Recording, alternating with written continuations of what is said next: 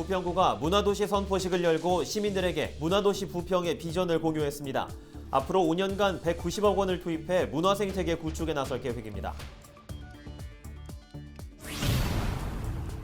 부평구가 일제 잔재인 미쓰비시 주유사택의 보존 여부를 놓고 고심하고 있습니다. 지역민들의 생각은 어떨까요?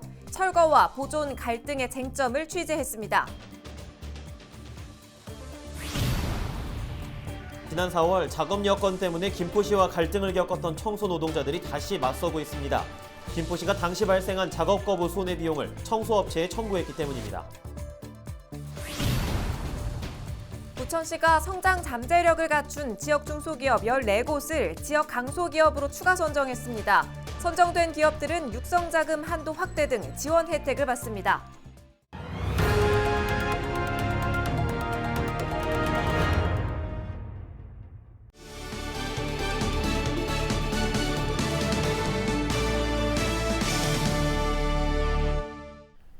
시청자 여러분 안녕하십니까? 헬로티비 경인뉴스입니다. 첫 소식입니다. 국내 코로나19 백신 예방 접종이 시작된 지 100일을 넘어서면서 1차 누적 접종자가 모두 1,000만 명을 넘어섰습니다.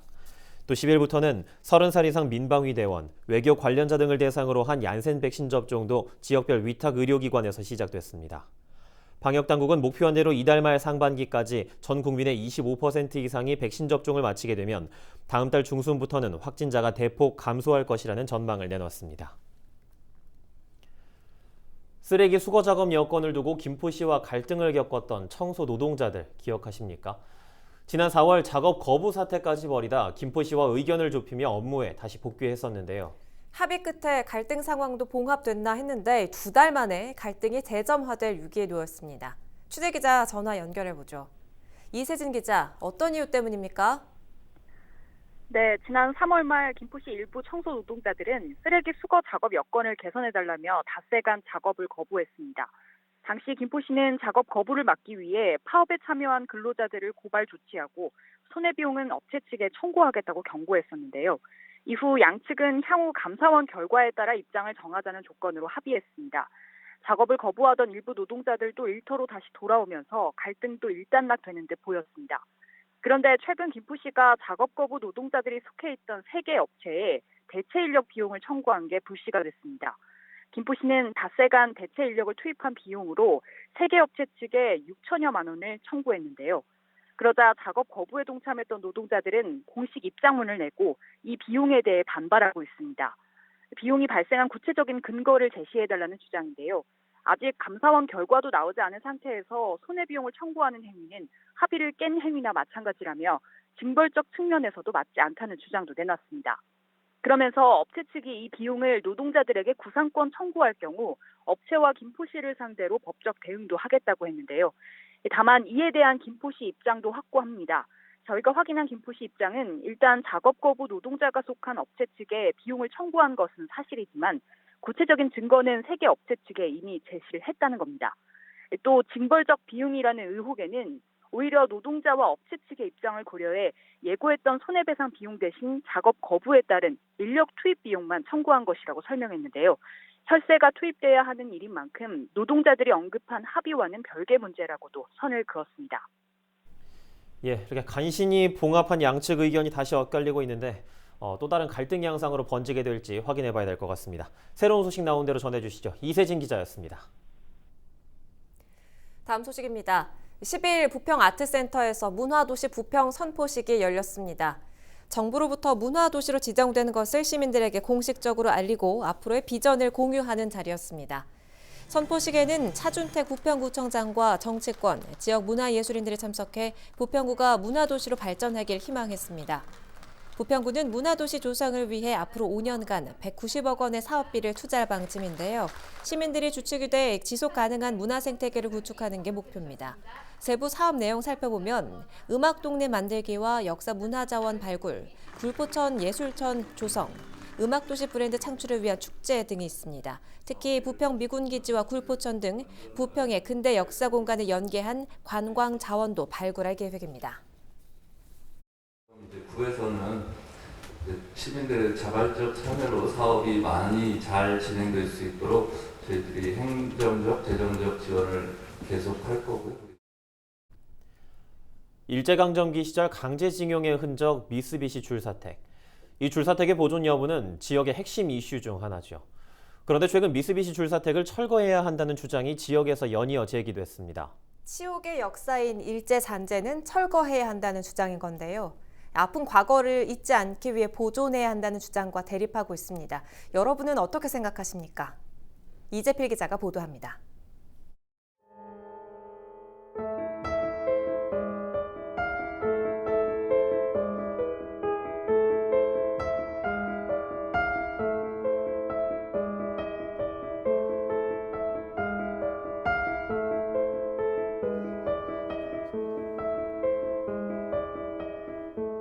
보시다시피 이렇게 주붕도 다 이렇게 낡았고 상당히 위험한 곳이기 때문에 만약에 보존을 하더라도 좀 합리적인 방안이 필요하겠다.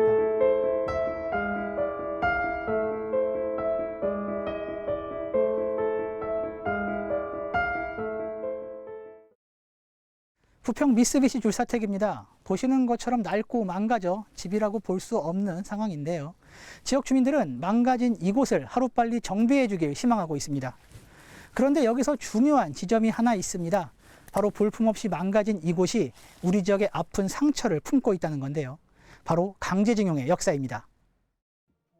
부평 역사박물관의 김정아 기획팀장은 미쓰비시 줄사택의 의미를 이렇게 말합니다. 1930년대 후반 이제 부평에 인천 육군 조병창이 건설된다는 소식이 이제 알려지면서 일본의 많은 군수 공장들이 함께 이제 들어오게 됩니다. 이제 미쓰비시 제강 역시 이제 그중 하나인데요. 강제적인 인력 동원을 진행하게 됩니다. 미쓰비시 제강이 있던 자리는 부평공원이 되었고 이제 부평 이동 미쓰비시 사택만이 남아 있는 상황인데 현재 우리나라에 남아 있는 미쓰비시의 유일한 흔적이라고 볼 수 있습니다. 이러한 이유로 지난해 문화재청은 미쓰비시 줄사택을 보존해 후대에 전해줄 것을 부평구와 인천시에 권고하기도 했습니다. 당초 부평구는 주민들의 요구에 미쓰비시 줄사택 2개 동을 허물고 주차장을 건설하려 했습니다. 하지만 문화재청의 권고에 주차장 조성 계획을 백지화했습니다. 그리고 지금은 미쓰비시 줄사택의 보존 여부를 주민들과 논의하는 과정을 밟고 있습니다. 또 보존을 해야 된다는 목소리를 많이 들어왔기 때문에요. 주민의 의견을 듣고 보존 여부를 결정하고자 하는데 일단은 전문가랑 주민이랑 공무원으로 이렇게 구성된 민간협의회를 구성을 해서 보존이냐 개발이냐 여부를 결정하고자 합니다. 최근 지역 일각에서는 미쓰비시 줄사택을 철거해야 한다는 목소리가 강하게 일고 있습니다. 치욕의 역사인 일제의 잔재를 왜 보존하냐는 겁니다. 실제로 최근 부평 미군기지 내 일제 건물을 철거하자는 시민청원이 올라왔고 3,000명이 넘는 시민들이 의견에 공감했습니다. 이에 인천시는 청원에 답했습니다. 현재 캠프마켓 내 건축물이 존치나 철거 계획은 최종 확정된 것이 아닙니다. 강창규 국민의힘 부평을 당협위원장은 최근 자신의 SNS에 우리의 문화와 전통 가옥도 아닌 일개 전범기업의 사택을 세계문화유산으로 보존한다는 것은 어불성설이라고 밝혔습니다. 특히 문화유산 지정을 추진하는 지역사회의 움직임에 미쓰비시 장학생 프로젝트가 우리 부평에서 자행되는 게 아닌가 의심을 갖게 된다고 덧붙였습니다. 강창규 위원장을 만나 이유를 물었습니다. 그는 전범기업의 사택을 유네스코 세계문화유산으로 지정하려는 지역의 움직임을 납득할 수 없다고 강조했습니다. 홍영표 국회의원이 지난 총선에서 미쓰비시 줄사택을 포함한 지역의 아픈 흔적을 유네스코 세계문화유산으로 등재하겠다고 공약한 것을 겨냥한 겁니다. 전범 기업의 어떤 잔재인데 그 부분을 유네스코에다 해서 이렇게 보존한다 하는 부분을 제가 반대하는 겁니다. 지금 한 2동만 해서 중요한 유산은 거기다 보존을 하고 나머지는 지역 주민들을 위해서 개발을 해야 한다는 그 취지였습니다. 이와 반대로 미쓰비시 줄사택을 보존해야 한다는 주장도 강하게 제기되고 있습니다. 한국 내셔널 트러스트는 지난 2019년 미쓰비시 줄사택을 지켜야 할 자연문화유산으로 선정하기도 했습니다. 우리의 아픈 역사를 잊지 않기 위해 보존해야 한다는 겁니다. 특히 강제징용의 역사를 일본 정부가 부정하고 있는 현 상황에서 이를 증명할 국내 유일의 증거라고 입을 모읍니다. 실제로 인천구 학생 519명은 수탈당한 우리의 아픈 역사라며 미쓰비시 줄사택을 보존해 줄 것을 부평구에 요청한 바 있습니다. 그 현원 징용이라는 것은 말 그대로 일제가 태평양 전쟁 이때 조선에 있는 공장이라도 노동자를 한꺼번에 징용을 했다라는 그런 것이거든요. 역사에 있어서 영광스러운 역사만 있을 수는 없습니다. 그런 치욕스럽기도 하고 부끄럽기도 한 그런 과거사를 통해서 조금 더 미래지향적인 현대사를 만들어가 보자는 그런 취지도 함께 반영돼 있다라고 생각하시면 되겠습니다. 이영경 인천대 지역인문정보융합연구소 책임연구원은 유네스코 세계유산을 비롯한 모든 문화유산의 첫 번째 원칙은 원형을 원래 자리에 보존하는 것이라고 강조했습니다.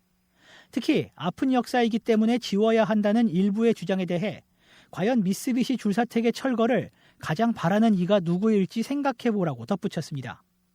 미쓰비시 제강이 이렇게 공장을 만들어서 대한민국의 개발을 경제 발전을 이뤘어. 이런 얘기가 아니잖아요. 오히려 반대잖아요. 그거를 누가 제일 엎어버리고 싶어 하는 건가 하는 의문이 드는 거예요. 그러니까 그런 식으로 따지면 아우슈비츠 수용소가 왜 보존이 되어야 해요? 마찬가지 얘기잖아요. 근데 아마 그렇게 이야기하시는 분들 중에 국회의원분들 중에서도 굉장히 많은 분들 독일 가서 거기 꼭 가실걸요? 이영경 책임연구원은 부평구가 우물쭈물 대응하는 사이 지역 간 갈등을 양산했다고도 지적했습니다. 이어 보존과 도시재생을 아우르는 로드맵을 하루빨리 구성해야 한다고 부평구와 지역사회에 조언했습니다. 구에 사는 시민들한테 청사진을 보여줄 수 있어야 된다고 생각해요. 미군기지 문제랑 같이 가는 문제라고 생각을 해요. 그래서 예를 들어서 이 지역을 엮어가지고 그게 일종의 역사 트레일이 될 수도 있는 거고요. 부평의 원형을 찾는 트레일이 될 수도 있을 거고. 그래서 이곳은 부평공원입니다. 미쓰비시 줄사택 바로 옆에 위치하고 있는데요. 과거 미쓰비시 제강이 있던 곳입니다. 한켠에는 보시면 이렇게 동상이 있는데요. 바로 강제징용 노동자 상입니다. 일제강점기 시절 강제징용된 조선인 노동자들을 기리기 위해 건립됐는데요. 미쓰비시 줄사택 어떻게 해야 할까요? 헬로티비 뉴스 이재필입니다.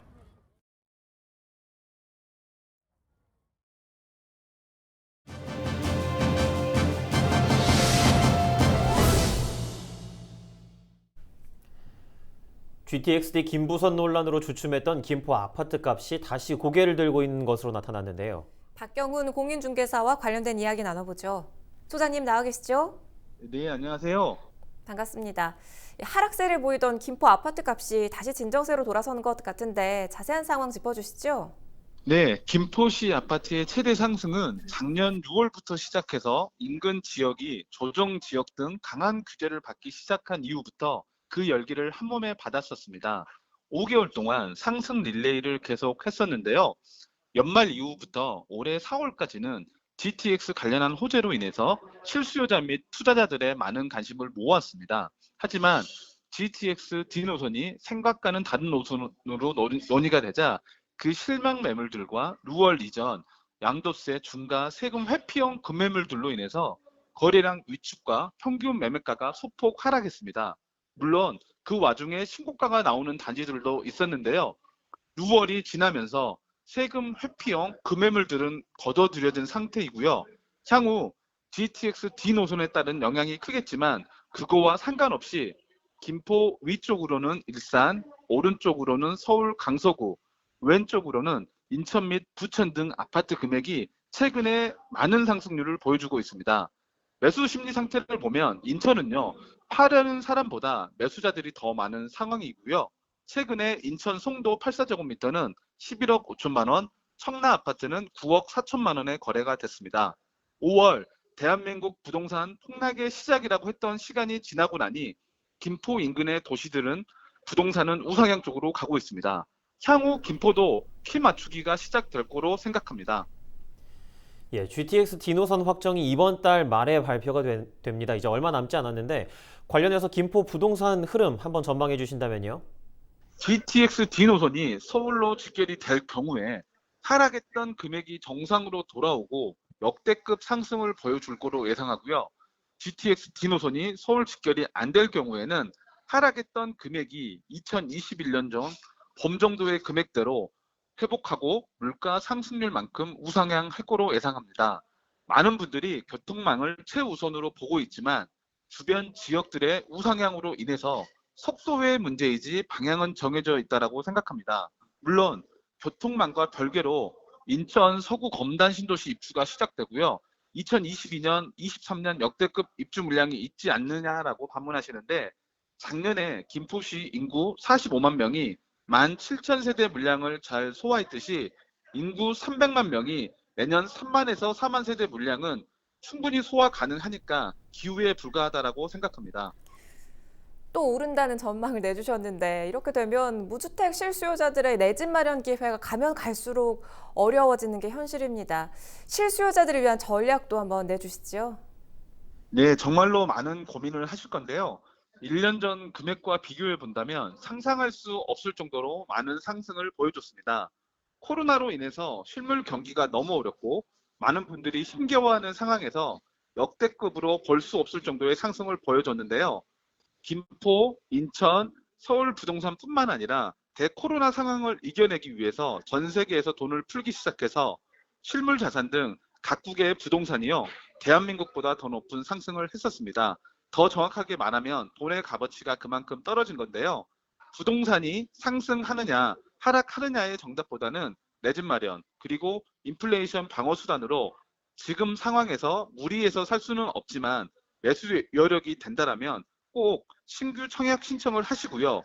3번 정도 청약에 신청했지만 그래도 떨어지셨다면 주저없이 현장으로 달려가서 분위기를 느껴보며 부동산을 발로 배우셨으면 합니다. 그리고 무주택 실수요자들에게 대출 조건을 정부에서 완화시켜줬으니 꼼꼼하게 체크하시면 내 집 마련에 도움이 될 거로 예상합니다. 알겠습니다. 말씀 여기까지 듣도록 하겠습니다. 고맙습니다. 네. 지금까지 박경훈 공인중개사였습니다.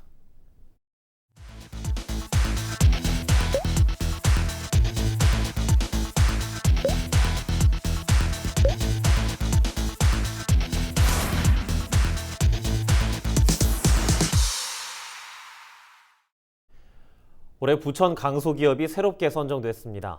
부천시는 최근 기업 비전과 경쟁력, 성장 가능성, 일자리 창출 노력 등 세부 항목을 평가해 지역 14개 회사를 강소기업으로 뽑았다고 밝혔습니다. 해당 회사에는 인증서를 비롯해 강소기업을 표시하는 현판이 제공되고 선정일로부터 3년까지 중소기업 육성자금 한도 확대 등의 혜택이 주어집니다.